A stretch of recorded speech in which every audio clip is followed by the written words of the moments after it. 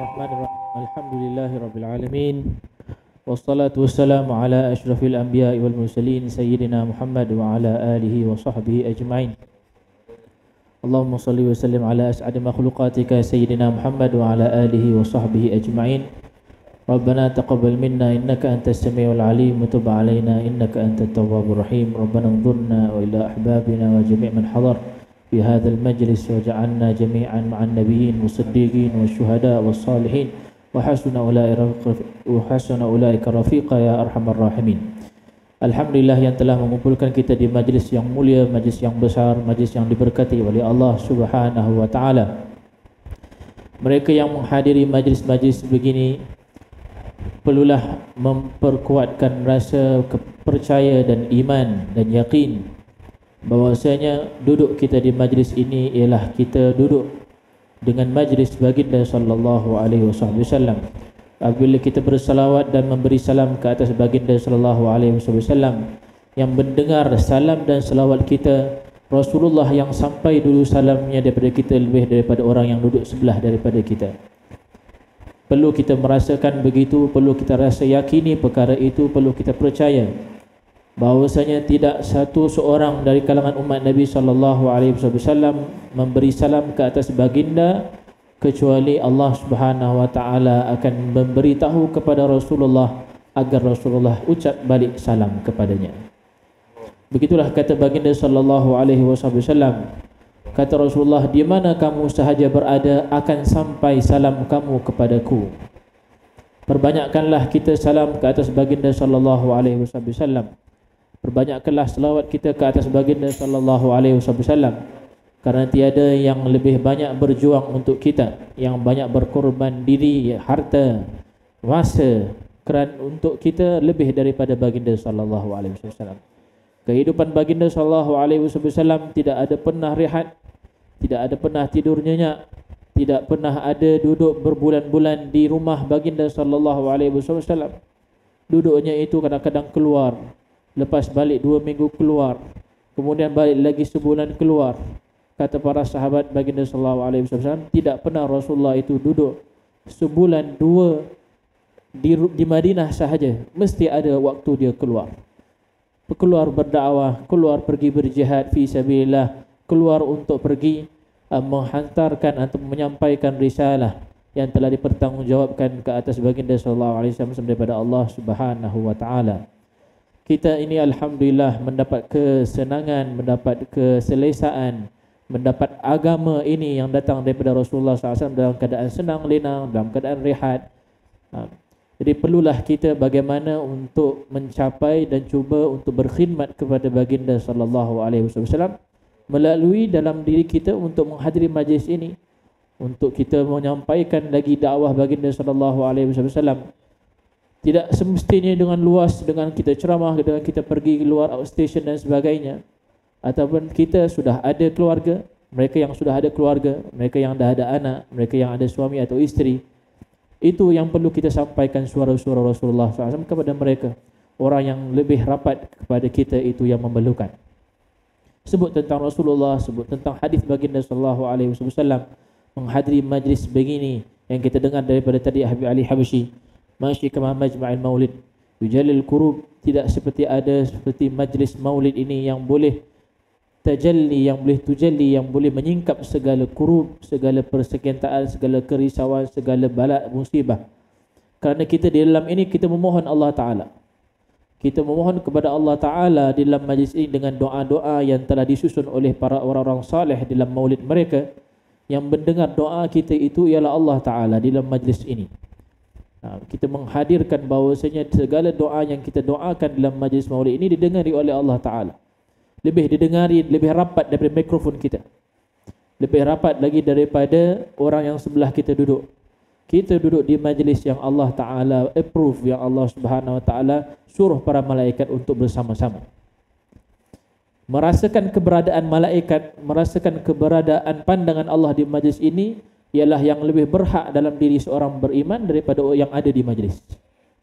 Yang ada kamera, di depan kita kamera, ada di depan kita mic, di depan kita live ataupun orang yang duduk memerhatikan kita. Allah Subhanahu wa taala yang memandang, malaikat yang sama-sama hadir, itu lebih perlu kita rasakan present mereka, keberadaan mereka. Barulah kita dapat rasa harga dan kebesaran majlis-majlis begini. Oleh itu, merasakan kebesaran, merasakan keyakinan dan ketinggian majlis-majlis begini ialah datang daripada keimanan.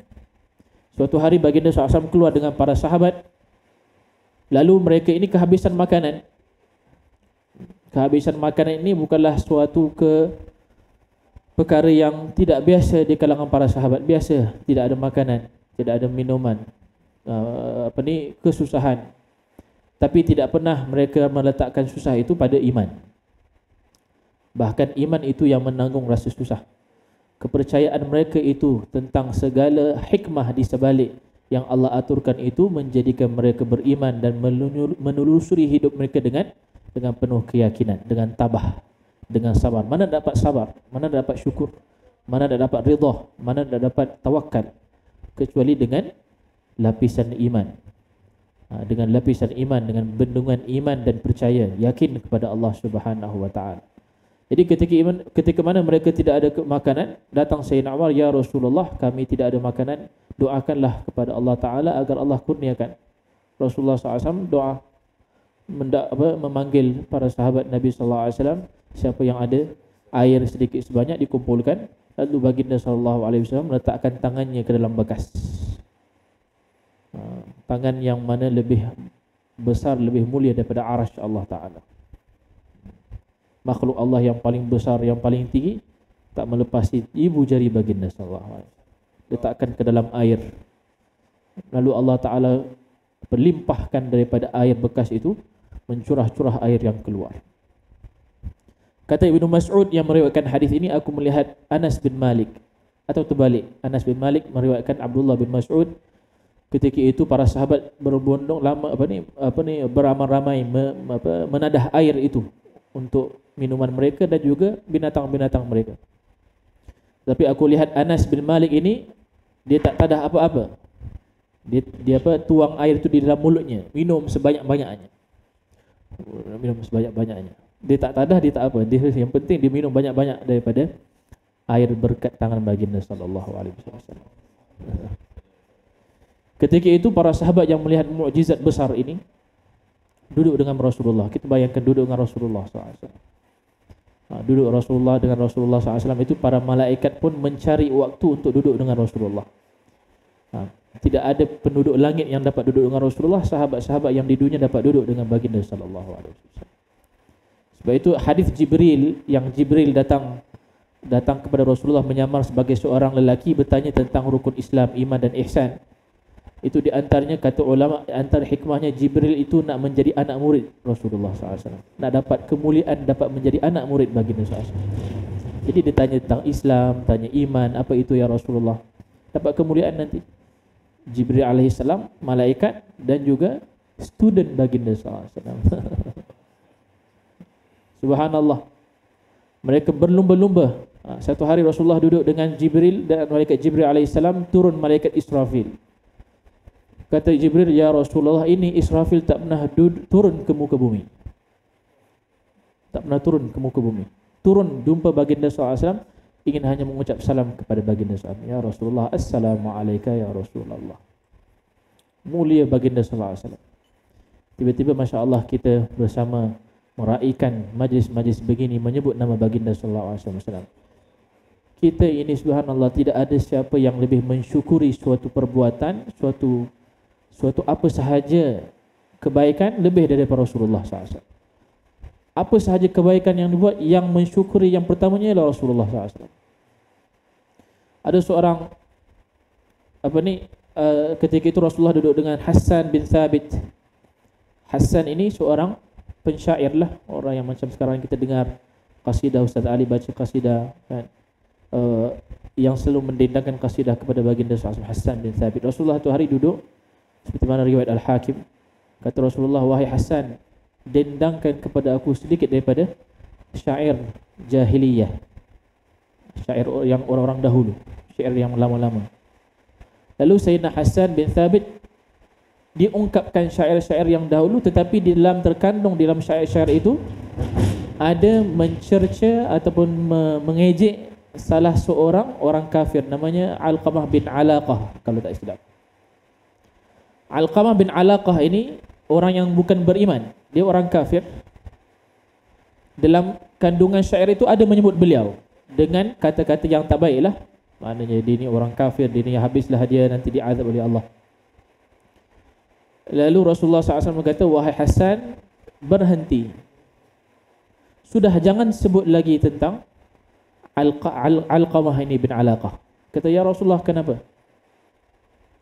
Kata Rasulullah SAW, kerana ketika mana Abu Sufyan dan Alqamah ini pergi ke Syam, dua orang, Abu Sufyan dan Alqamah ini pergi ke Syam, bawa perniagaan.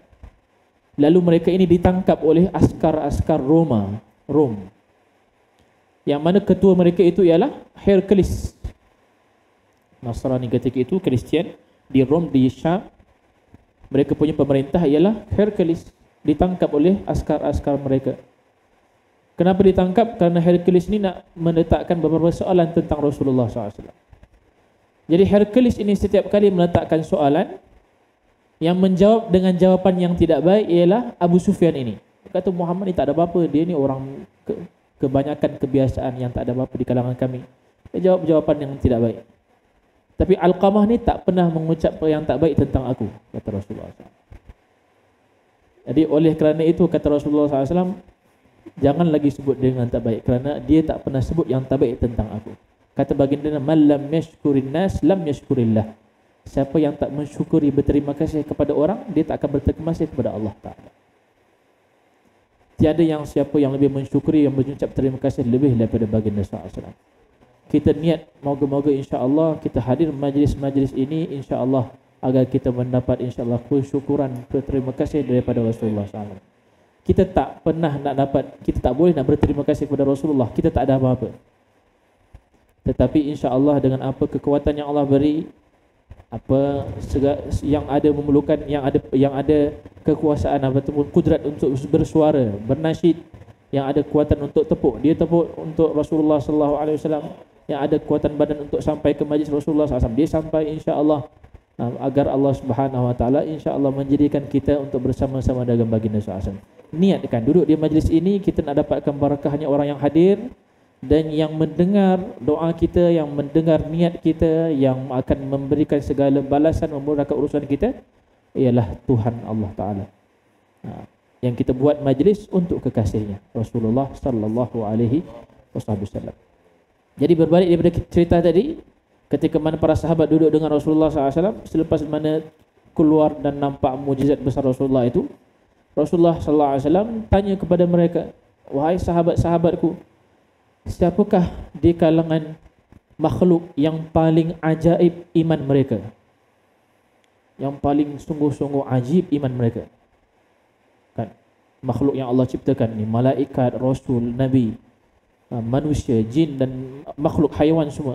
Siapakah di kalangan mereka ini yang paling ajaib iman mereka, yang paling aneh sekali iman mereka? Jadi para sahabat Rasulullah SAW berkata, ya Rasulullah, semestinya para rasul ini iman mereka ajaib, kerana mereka ini seorang rasul. Kata baginda SAW, mana tidak mereka ini, iman mereka itu ajaib, sudah mestinya kerana mereka ini mendapat wahyu daripada Allah. Bukan itu. Ada yang lebih ajaib iman mereka. Bukan rasul-rasul itu dah semestinya mendapat wahyu Allah, mendapat kitab-kitab daripada Allah, datang apa, malaikat dan sebagainya. Lalu Rasul tanya lagi, siapa lagi? Kata para sahabat seorang lagi, ya Rasulullah, mestilah para malaikat yang paling ajaib iman mereka.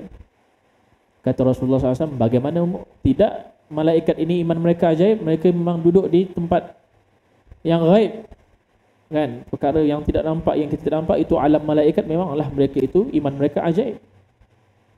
Ada lagi, siapa lagi? Kata Rasulullah SAW. Jadi seorang sahabat lagi, ya Rasulullah, kamilah, kan, kamilah iman yang paling ajaib, kami duduk dengan kata Rasulullah SAW, bagaimana iman kamu tidak ajaib, kamu duduk dengan aku, kamu sekalian duduk dengan aku, iman kamu mestilah ajaib. Kata, ya Rasulullah, siapakah iman mereka yang ajaib sungguh ya Rasulullah? Kata baginda SAW, kaum umatku yang datang selepas aku wafat. Selepas aku wafat, umatku yang datang selepas kewafatanku, yang beriman denganku, yang sanggup berkorban untuk datang bertemuku, sanggup korbankan harta, keluarga dan segala-galanya untuk bertemu dengan aku.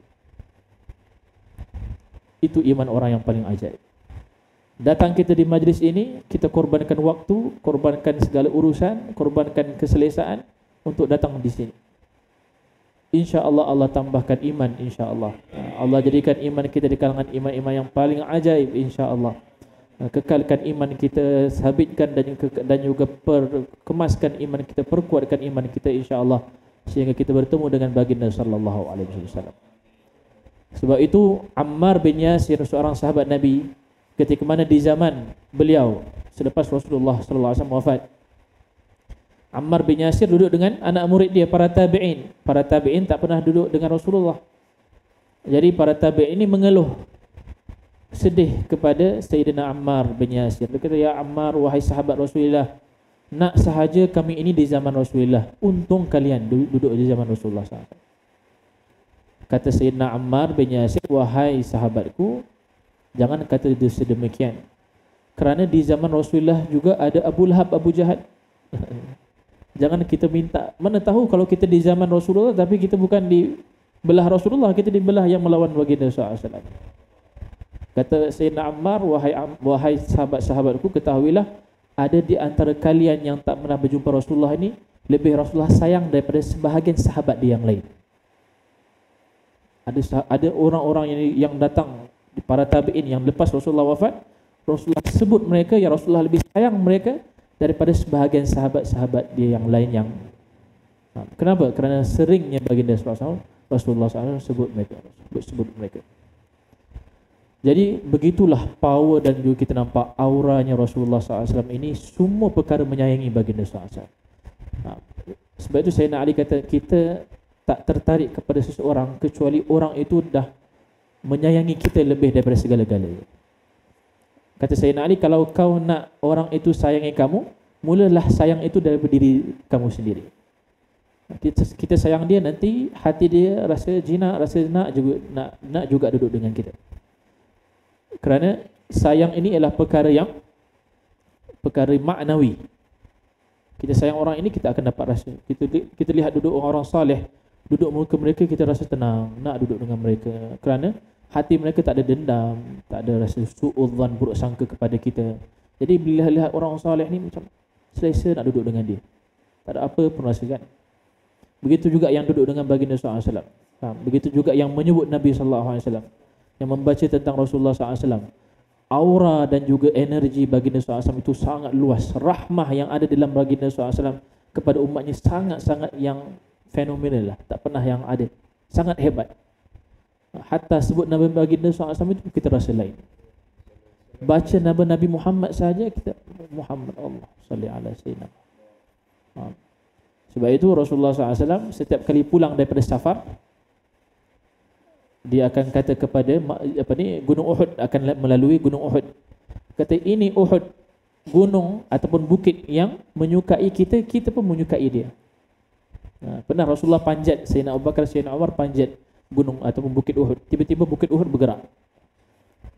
Kata, wahai Uhud, sesungguhnya atas kamu ini seorang Rasul dan Siddiq dan Syahid. Rasul ialah Rasulullah, Siddiq iaitu Sayyidina Abu Bakar, Syahid itu Sayyidina Umar. Ini bukit Uhud ni dan Bukhari. Bukit ini pun rasa macam kan Rasulullah naik atas dia. Semua benda suka baginda SAW. Sampaikan orang-orang subhanallah yang bukan Islam mengkaji tentang Rasulullah SAW, mereka melihat Allah, tidak ada seperti Muhammad ini. Mereka pun tertarik kepada Rasulullah SAW. Jadi kalau kita tak rasa besar dan juga impact yang ada datang daripada Rasulullah SAW, kita perlu tahu dan cari bagaimana.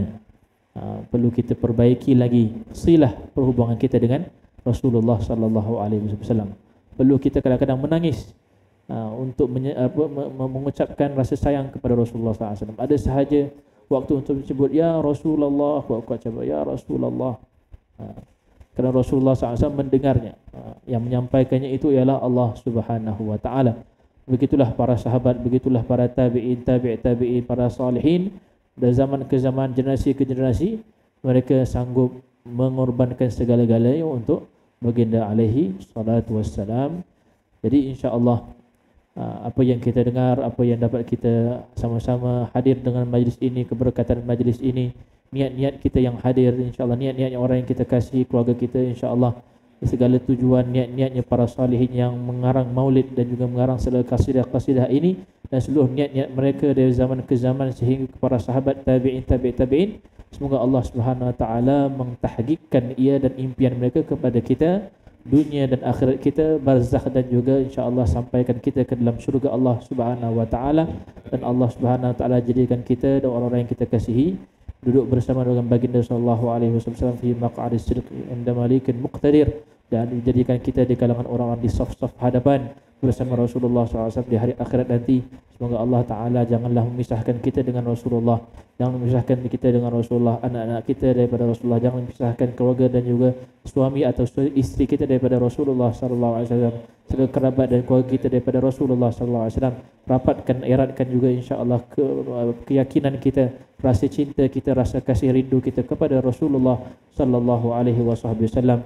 Eratkan lagi, sebatikan lagi insya-Allah, amin ya rabbal alamin. Angkat segala babak dan wabak dan juga segala penyakit, segala mudahkan segala urusan, lapangkan segala keresahan. Semoga Allah Taala memberikan kita kebahagiaan, kejayaan di dunia dan di akhirat, amin ya rabbal alamin. Sallallahu ala sayyidina Muhammad wa ala alihi wa sahbihi wasallam. Alhamdulillahirabbil alamin. Allahu